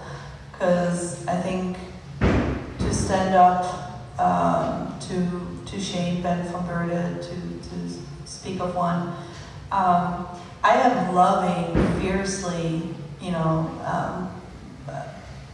hundreds of thousands of people who have been poisoned by Shell, who have been tortured and raped, and so I think there is a normality which seduces you to actually not love victims and love perpetrators, and when you hold them accountable, that is met with such outrage because they're superhuman, and that you love the people that have been made subhuman more than the people who have been bullying and killing and devastating Earth is frowned upon. Now that said, what to do with the many people who are not the CEO of Shell, who are maybe in Amito, like somebody who just wants to stay out of the picture and not have any accountability and not be bad, but just doing their job kind of thing. I think and I'm here, I'm kind of situating myself more as an anti-racist activist and a climate activist. There is, in my experience, just a majority of people who just don't want to talk about racism. And you can seduce them by being the friendliest, nicest person and be met with the most horrible fragility in which you run all the risk and they run none. There's a meme I often use in talks, which says like, why should I mind my tone of voice or my anger and risking, I'm misquoting this, but when you risk nothing while you watch us die. And I think here it is okay to actually shame some people who might not have bad intentions, but who are very much set on not learning.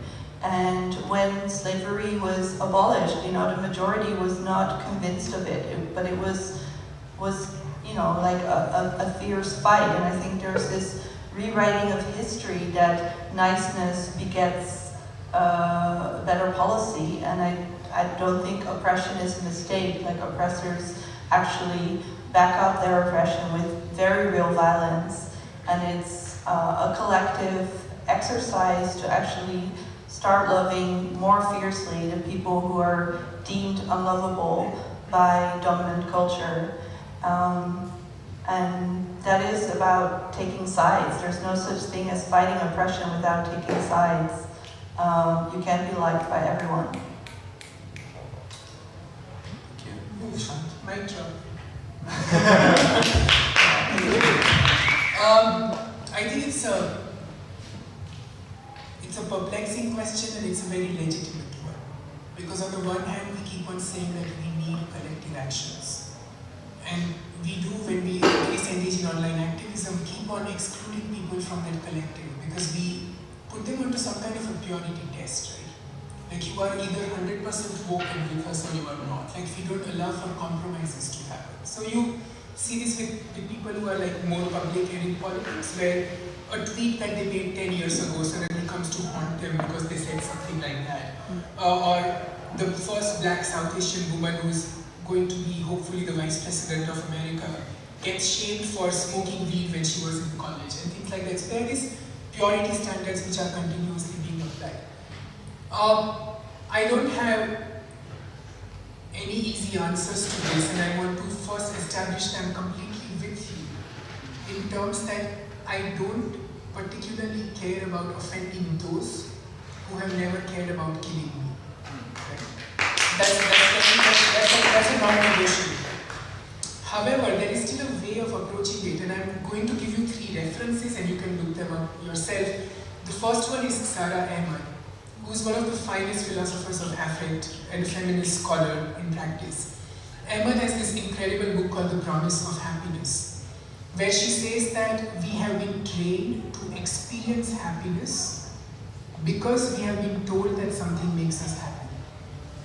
Even if we do not have an emotional experience of that happiness, we are engineered to make ourselves happy when that happens. And she takes the example of marriage. Heterosexual, straight marriages, if you look at the statistics, the amount of misery and the amount of divorce rates and the amount of separations, statistically it is perhaps one of the unhappiest relationships that human beings have. And it's also evidenced in the court of law, where you realize that, I don't know the Dutch standards, but in India, there are 683 different regulations about how to keep a marriage and make it successful, right? There's regulation to that level. Despite that, despite our experience of marriages failing, every time somebody says, I'm going to get married, we say, oh, that's so wonderful. And then we participate in this mockery, which statistically has more chances of failing than anything else. Right? She says this is a happy object. You can turn it around, and similarly, the questions of 55,000 a day, the success, the glamour, all of it makes us believe that these people are people who actually care. And so we engage with them as if they are people who care for things. So you need to make that dissociation there.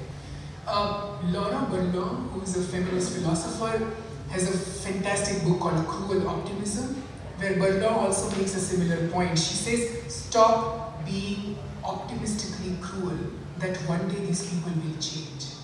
This is not a mistake that they have made, this is a decision that they have taken. And when you are asking for shame, you are not asking for shame, you are asking for accountability. So maybe we need to change the language, because shame is a way by which the perpetrator makes himself into a victim. And you are saying, no, I don't want to shame you, I want you to be accountable. And that's where a real conversation can begin. So those might be 2 references that is helpful.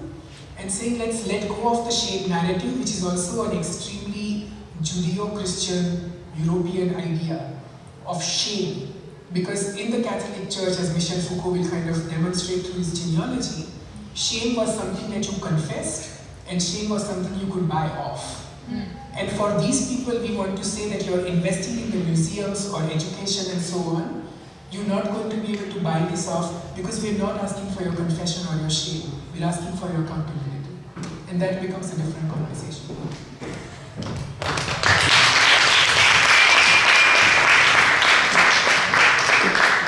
you want to have a quick response from Chihiro and then move into another question? Sure. Yeah, I also just wanted to reflect for a moment. It was very purposeful to, how have you ever felt angry about it, but a room made it so hard for you to even express an inkling of that anger? Because you might get fired, or you might be shut out of the group, or you might be called a downer, or you might be told that you need to be optimistic and come with solutions. And to reverse that, to say like, hey, actually, we're going to make anger the norm, and you can stay seated. Only if you're not angry, stand up.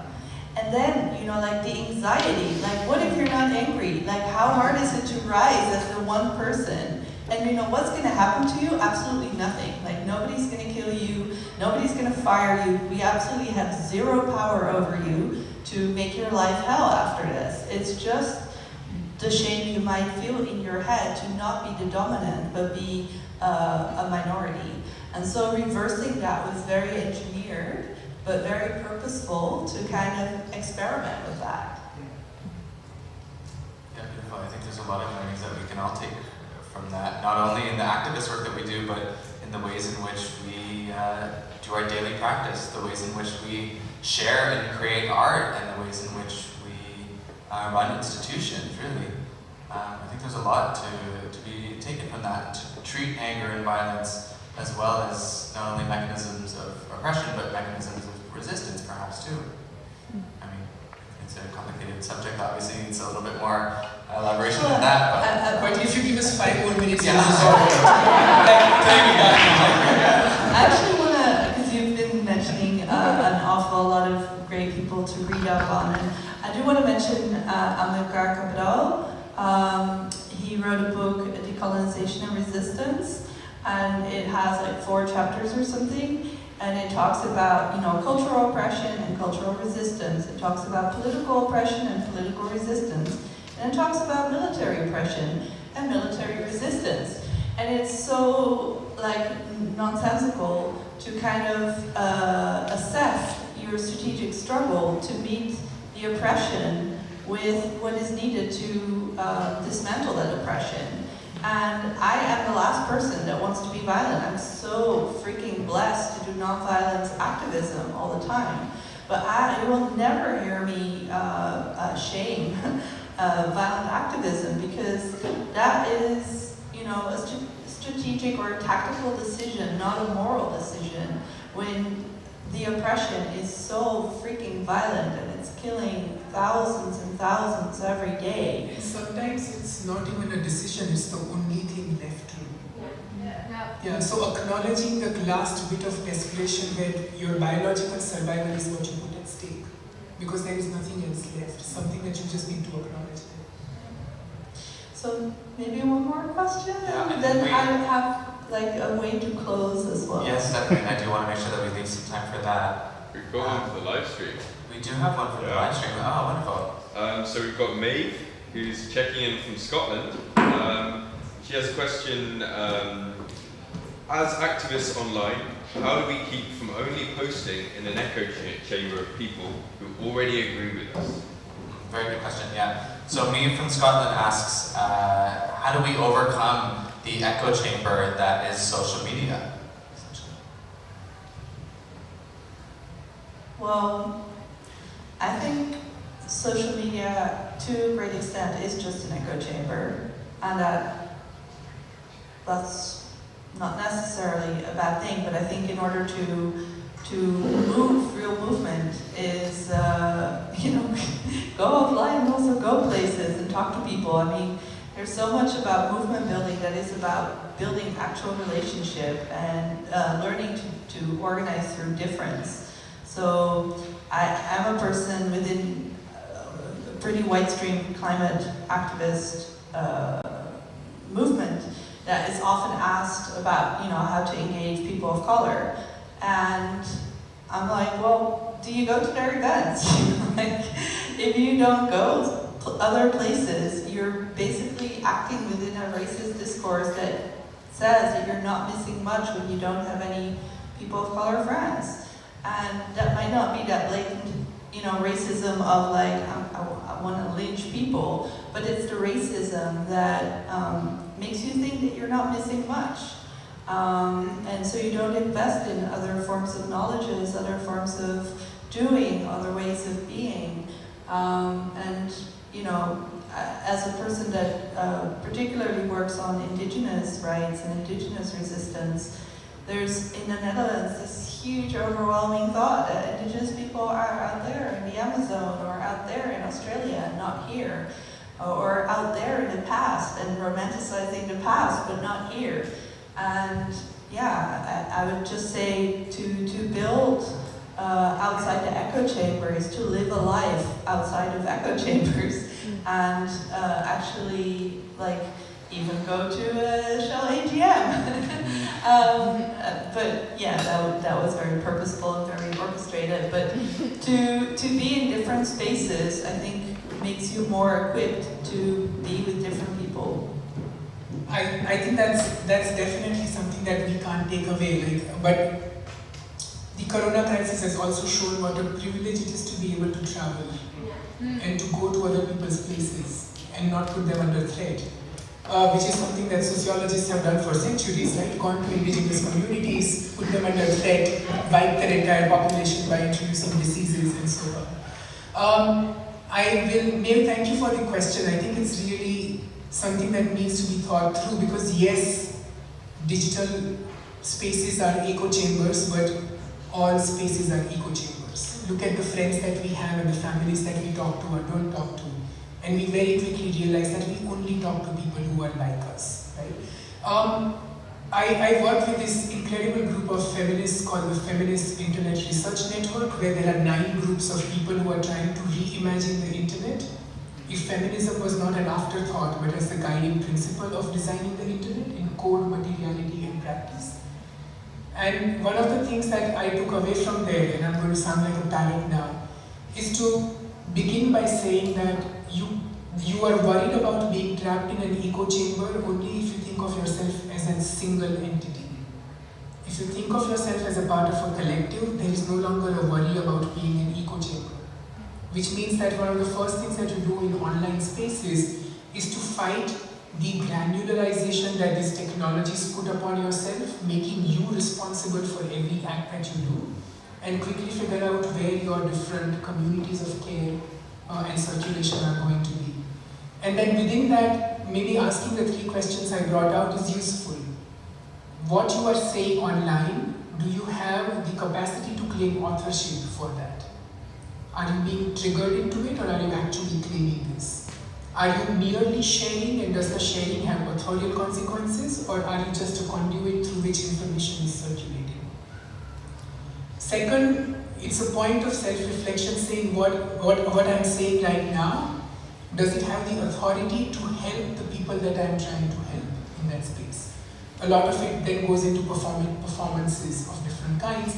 Does the performance give back to the people on whose behalf I'm trying to amplify this voice? And the third, with all the discomfort with authenticity still there, still trying to just figure out, saying, do I really, what I'm saying, does it have material consequences? So one of the quick responses I have is that when the second wave of Black Lives Matters kind of became this global phenomenon, there was a whole bunch of people in India, especially celebrities, who decided to go black on their Instagrams, tweeted out like BLM support and so on. And at the same time, being completely blind to the fact that India is one of the largest cases of structural prejudice and genocide in the name of caste-based violence systems. So Dalit lives do not matter, but Black lives matter because it's become a global phenomenon of a certain kind. So just continuously balancing between these different ecosystems and realizing that if you just subscribe to one, it's an echo chamber. But if you are in 10, then it becomes an amplification relay race. And you need to be able to do that for yourself. Just like in physical spaces, also in the digital worlds. And I want to add one more thing I forgot. My first activist transformative moment was when I was in university. And I already knew for as long as I was a little girl that all my norms and all my values were super activist, and I thought I would never grow old because I would probably be tortured because I was obsessed with struggle in South America for freedom and following different dictatorships and what they did with activists. But I wasn't an activist because I was alone in my head and I wasn't doing anything. And then I remember somebody gave me a flyer, and it was of an event, and it was of Iraqi veterans against a war. And this was from an American soldier who had gone to Iraq. And I hated the war, and as a climate humanitarian social justice activist, I have been in some of those marches alone. And yet I was compelled to go there because I was like, there is somebody who has gone into the military and is now, speaking in all these other places around the world. And he was also telling about going onto stages where like there's half of the room was Iraqi people, Iraqi diaspora people, and he was like, they're gonna shoot me, they're gonna kill me, they're gonna slap me in the face or whatever, and they would be right to do so. But he was like telling his story of, how he first was recruited and, was in school and didn't have any money and wasn't even thinking that he could get a job at McDonald's, and was just imagining, mopping the floor forever, and he was already left-leaning, and he thought, if I would go to the military at least, they'll maybe leave me alone. It was before the war, and then he got sucked into this war, and within the war, he started doing GI resistance, which is something we never hear about, but there's all these GI folks that are doing protests from within a structure that says that if you disobey an order, you might be shot at the spot. If you commit a war crime, maybe you're punished like 15 years later, but if you are disobeying an order, you might be shot at the spot. So anyway, he was telling his story, and I remember just so much his courage of going into spaces as a GI person, where lots of Iraqi people were, assuming that he might, be slapped in the face or held accountable, and still showing up to be an ally to actually stop this war and stop the madness of it and talk about all the different layers of corruption in it and harm and horrible. So I also think, like, as activists, we should exercise the muscle of going out of the echo chamber and also hold ourselves accountable for things that, may be super uncomfortable or super horrible. But I will never forget this person's courage and humility and regret and humanity that touched me and that definitely planted a seed for my activism and the type of activist that I wanted to be. And I'm still super anti-military, but this military person taught me something. So, like, getting out of your echo chambers in many ways, I think as an activist you need to do that. Yeah, thank you so much. And I think maybe just as final closing words, this idea of reaching authenticity, at least from my perspective here listening to the both of you, is also a process that has to come from within. You have to create the sense of an authentic self in order for you to really move forward in that search for authenticity. And I find that search, at least for me, often involves doing a lot of work to get out of these spaces that I find myself occupied in, and to do that often through things like volunteer work, and through a lot of this unpaid, highly emotional labor too that often comes at the cost of activism, of fighting against these kinds of systems. And I hope that some of you can take that with you in the next steps and to really make an active choice to seek out these new spaces and to find that authentic self also within the collective.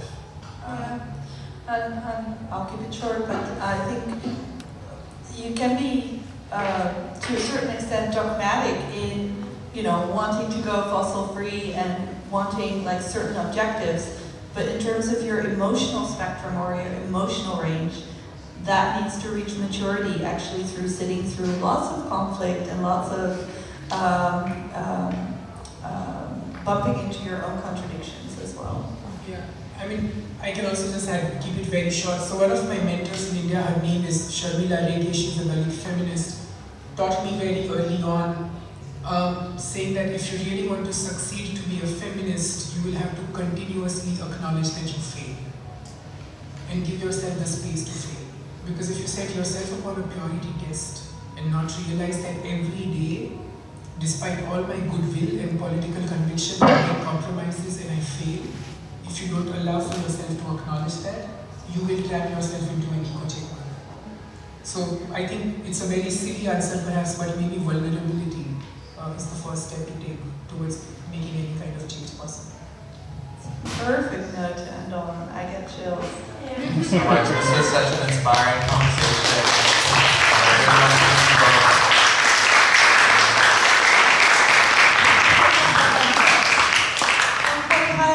Yeah, and I also really wanted to thank everyone who came today and for creating this really safe space where we could talk about these things and really get to this level that isn't often reached, I think, in our conversation. And I'm really thankful that we could, and privileged really, that we could join in here in person today. And I thank you all for coming.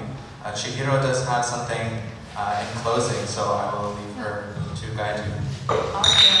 Yeah, so to close the performative activism with a performative picture, I invite people who want to outside.